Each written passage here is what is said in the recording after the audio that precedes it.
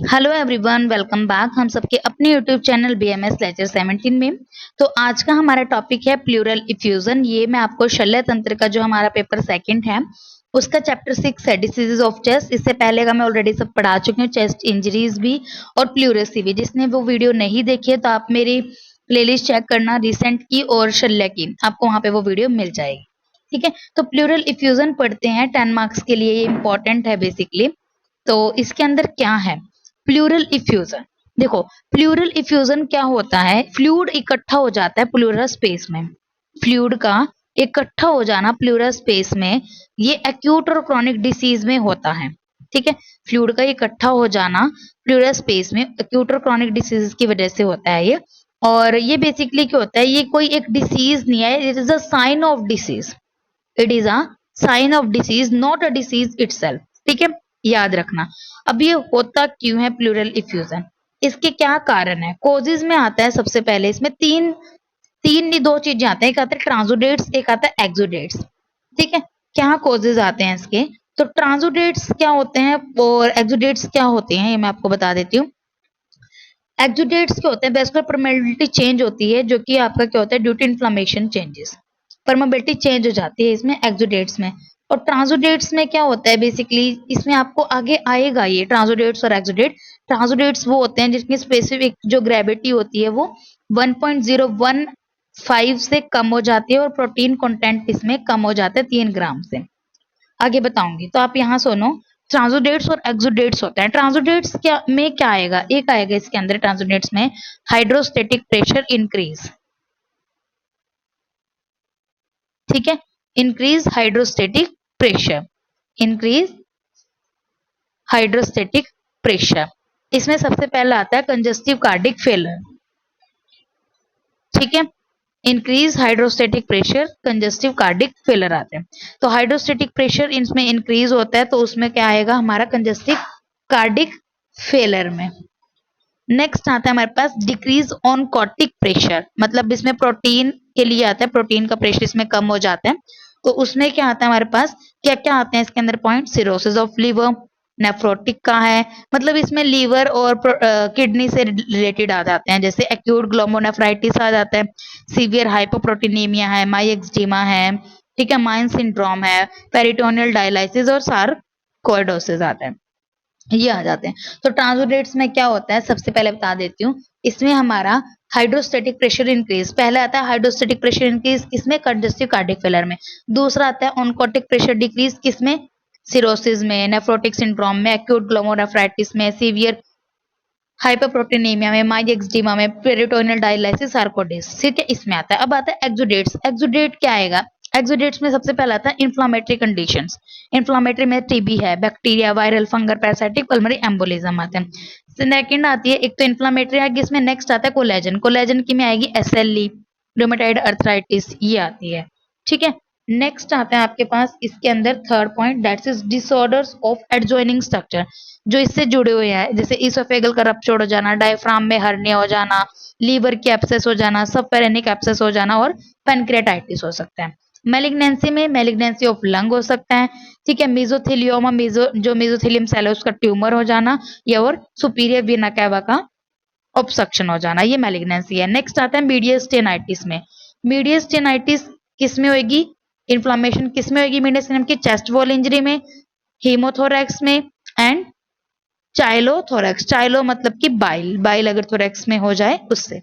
Rare क्या आता है, ड्रग्स की वजह से, ड्रग्स की वजह से, ऑक्यूपेशनल एस्बेस्टोस के एक्सपोजर से, यूरेमिया की वजह से, ठीक है, और पोस्ट रेडिएशन थेरेपी की वजह से। ठीक है, तो ये इसके अंदर आते हैं। तो अभी एक बार मैं दोबारा से बता देती हूँ कि ये है क्या।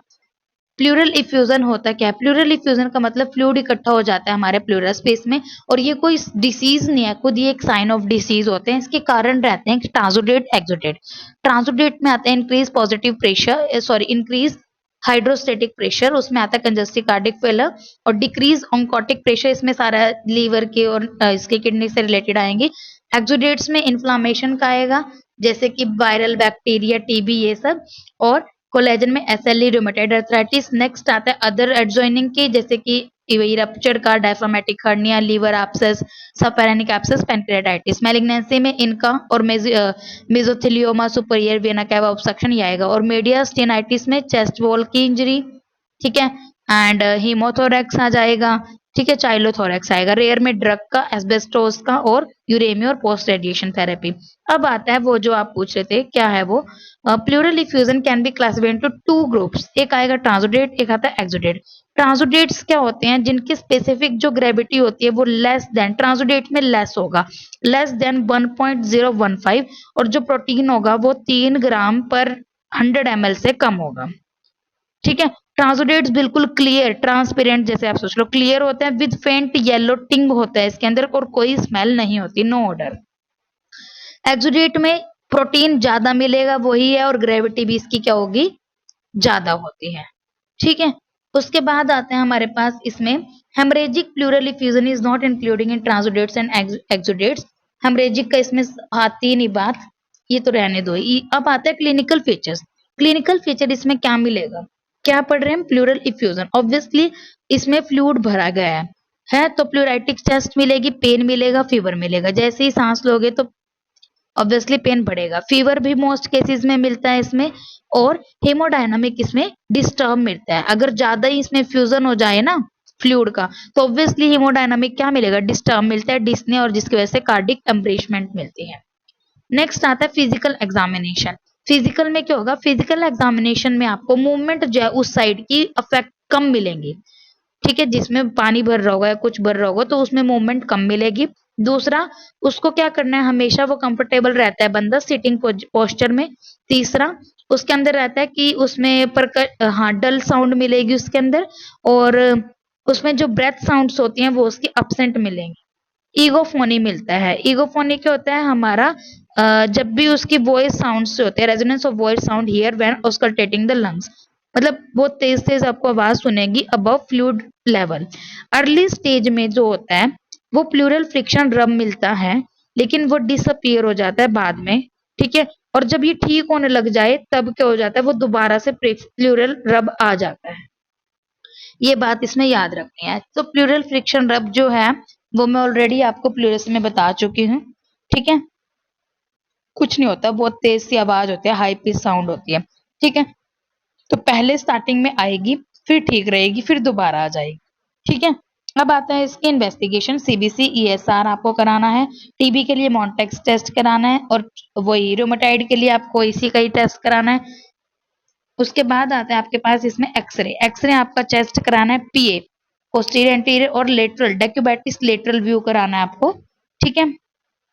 एक्सरे क्या करता है आपको कि जो आपका ये कोस्टोफेरेनिक एंगल होता है इसका ब्लंट हो जाता है, डिसअपियर्स आपको मिलेगा, डायग्राम में दिखाया भी हुआ है यहाँ पे, ठीक है जी।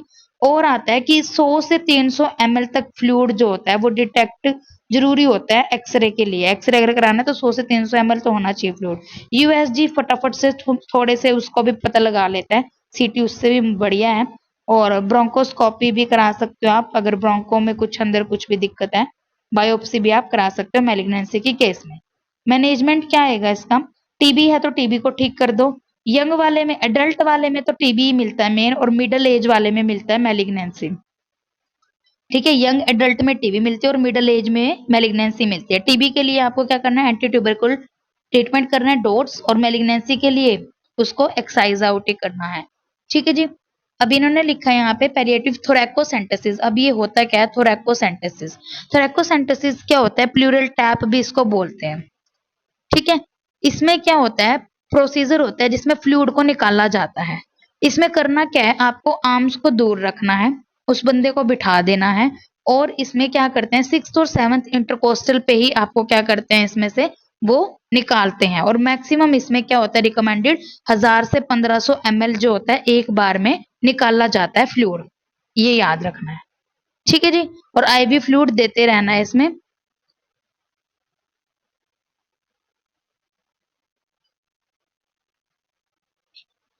हाँ 6th 7th में इसमें देना है, ठीक है। ये इसके अंदर बताया हुआ है। तो क्या क्या पढ़ा है हमने इसके अंदर? एक तो बात आ गई कि इसमें वो फ्लूइड वगैरह होता है। फिर हमने इसके कॉजेज पढ़ लिए, ट्रांसोडेट्स एक्सोडेट बता दिए। इसमें जो ग्रेविटी होगी 1.015 होती है और जो प्रोटीन का होता है वो आएगा 3 ग्राम पर 100 ml से कम।